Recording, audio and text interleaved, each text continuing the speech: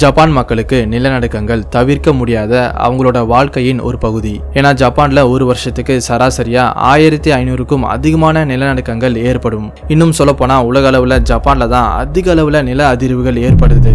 இதுல அதிகபட்சமா அந்த அளவுக்கு ஆபத்தானதா இல்லாம இருந்தாலும் எப்பயாவது வரும் பயங்கரமான பூகம்பங்கள் ஜப்பான் நாட்டையே தலைகீழா திருப்பி போடும். இதுக்கான உதாரணம் 2011 வந்த 9 ரிக்டர் அளவிலான பூகம்பம்.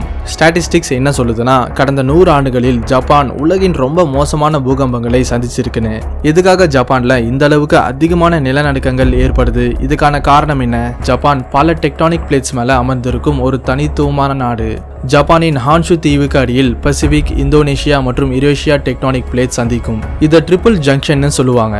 முக்கியமா ஜப்பான் அடிக்கடி பூகம்பங்களை சந்திக்க காரணம் இந்த நாடு அதிகப்படியான மூவிங் டெக்டானிக் பிளேட்ஸ் மேல அமர்ந்து இருக்கிறதால.